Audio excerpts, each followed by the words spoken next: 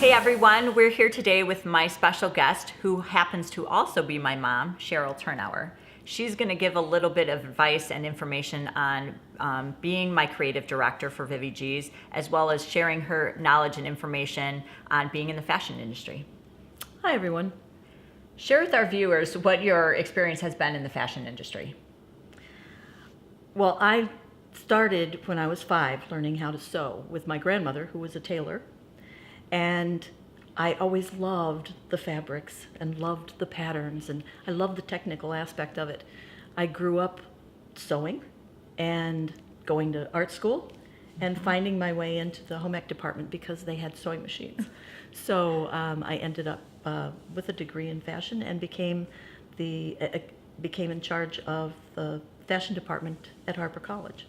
And I also remember when you were a student as well, and I was a kid, because I was also You were one of my your models. Yeah. Be in the fashion show when I was 4 or 5 years old. Yeah, and then you came into the department. I did. And as a student, which was very difficult. It was. I love you, but it was very difficult. You were my teacher, which was challenging. Yes, it was. Yes, but you I was, became a very good student, and were in the fashion show In the fashion several show as a times. student and ran then choreography. and then as a creative director of the fashion Yes. show. So what has been the most challenging part from your perspective of being the creative director for Vivi G'z, or working with me? I love working with you. I do. I love working with you. The hardest part, because we can share the ideas and we can bloom these ideas and grow them. The hard part is narrowing it down and keeping the focus. I agree. And Because we have so many ideas, and trying to stay on track can be challenging for a creative person. Well, remember when we started with the one product, and the financial end of our endeavor says no. No. That was hard. Yeah, that was difficult. That was But I also difficult. know it's easy between the two of us when we share ideas, because we are creatives. When I talk to you about an idea, you can visualize that. So we are on the same page. So it's easy to have that conversation with you. So that makes it easy for me as a creative to talk to you as well as a creative. Yeah, that part is easy. The challenge is not the creative part at all. No. The challenge is more keeping it within a budget. That's Agreed. one.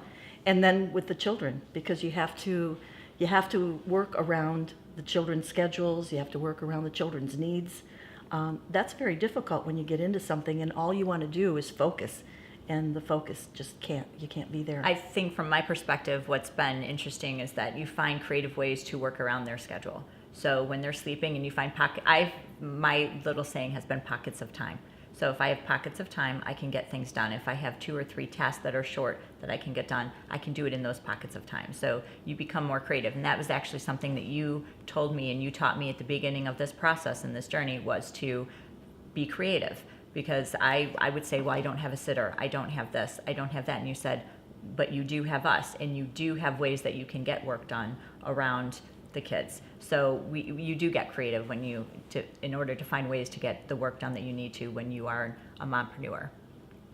I'm really proud of you for developing that pockets of time mantra. Thank you. Because it does seem to work for you. It does. I do. I get a lot done in those pockets.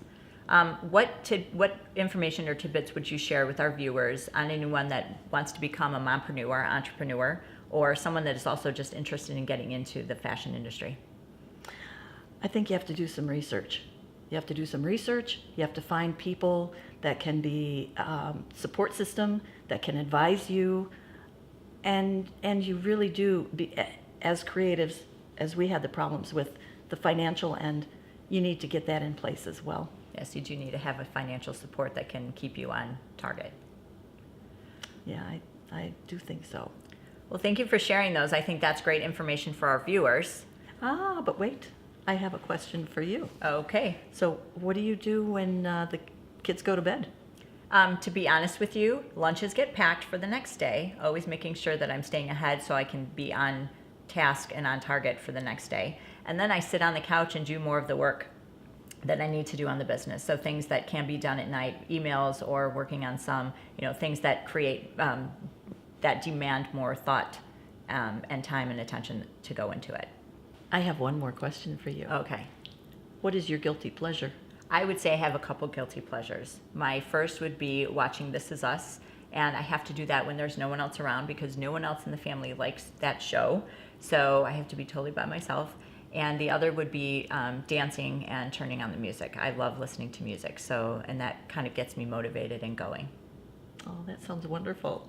So everyone, thanks so much for tuning in for our first episode of Project Mompreneur. If you like the content that you saw today, please subscribe to our channel, follow us, and leave comments if you have questions. We definitely want to make sure we can help you get going out there. Tune in next week for our next episode, which will be on becoming a mompreneur. Thanks so much.